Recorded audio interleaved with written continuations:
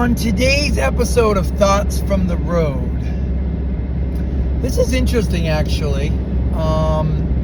It really is.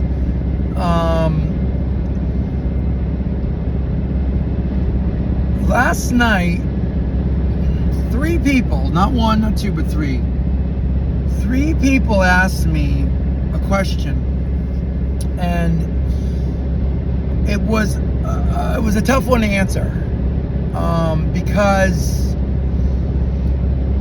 I had to think about it for a second.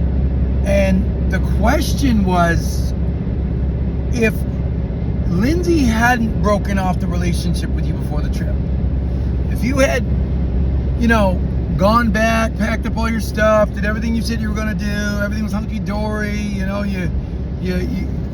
took the trip and you knew that you were going back to a relationship that wasn't perfect, but you had love and you didn't have any of that uncertainty,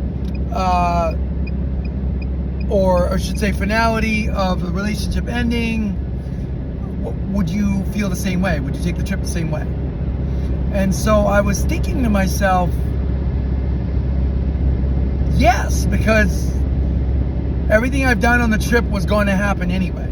I was going to go camping, I was going to be in the forest, I was going to meet new people, I was going to go climbing, I was going to go rappelling, I was going to go to the canyons, I was going to do all that stuff. The only difference is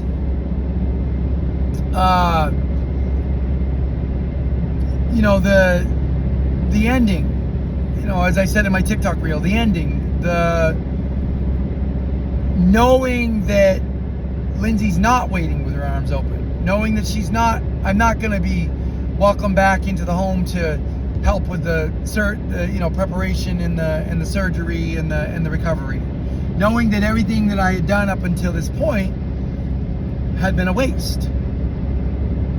So what was then proposed to me next was, the challenge was to take the trip like I still had a relationship, like Lindsay was still waiting for me, remember Lindsay at the airport when she kissed me goodbye and said she'd see me in a few weeks, and the day before when she said she wasn't, 2 or 3 days before when she said she wasn't mad, she knew the trip would be good for me, she knew I needed a break. It wasn't a breakup, it was a break. So basically, believe all the lies that she had told me.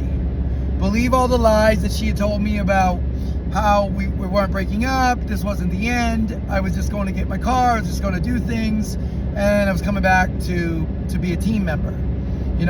Meeting up with her mother and her, writing down all these calendar appointments, making sure that none of my schedules conflicted, making sure I could be there for her like I promised, like I wanted to. Just take the trip with that in mind. Essentially trick myself into believing that nothing has changed, when in reality, everything has changed. So that was the challenge that was proposed to me last night. That for the next however long, many days left till Arizona, that I would enjoy myself.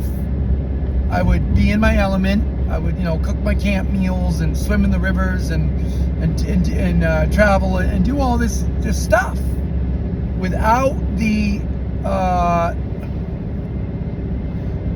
explicit, reality that I had done all of this for nothing. And so this morning when I woke up and I was at camp and there was 3 deer grazing by the river, and I was sitting there watching them and they were watching me, I remarked to myself how beautiful and peaceful it was. And I knew without a doubt that going back to Phoenix and dealing with Lindsay's surgery and all that it wasn't going to be peaceful. But also what I knew is that God put me on this earth to endure and to help others. And I've tried to do that most of my life. I may have not been perfect, and there's probably been some times when, sorry, I'm fighting with a a very large, heavy object that is literally tearing my seat off. Probably gonna have to pull over here. Oh, this sucks. Is there any way I can get that loose? No, I don't think so. Not on the road. Unless I can kind of, I'm trying to pry my way around it. It's like bending my seat. I can't do it. I can't do it. I'm gonna have to stop. All right, I'll just stop at the next intersection.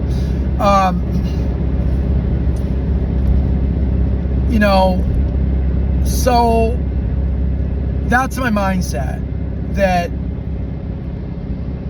you know, I have to believe that when I get to the end of this trip, Lindsay will be waiting for me, and that her arms will be open, and I know she'll be in pain, and I know that she'll probably be off the meds by then, and I'm kind of scared for her for that, but that I'll put my arms around her and hold her, and she'll know that it's okay, like a loving partner should.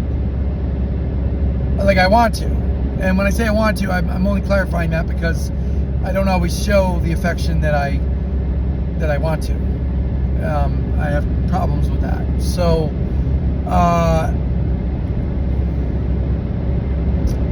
I guess for me,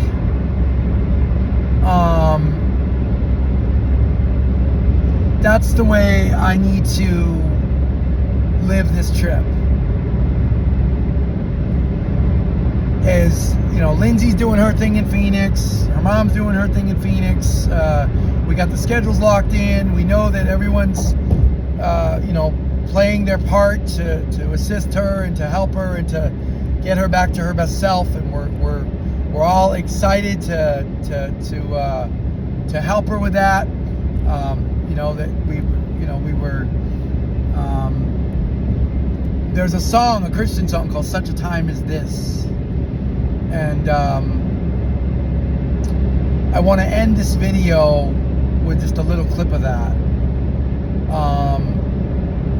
because YouTube gets really mad if you play copyrighted music for more than like 30 seconds. So anyway, that's all I've got for this episode. The realization that everything will be okay, nothing has changed, even though it's a lie, even though I was tricked. Maybe she tricked herself and me at the same time, I don't know. But even though all of those things were said, that I was put on this earth to do exactly what I'm doing now, to be strong, to re-energize, to come back, and to do what I need to do to make sure that my partner, the person I've chosen, the person I love, the person that I'm deeply in love with, even through all the chaos, that I was put on this earth for such a time as this. So that is what I'm leaving myself with in this video. And that's the mentality I'm going to have going forward as I make my way towards Arizona. So now I just got to believe it. Deep down inside, I got to convince myself the lie is true. That is the challenge for today.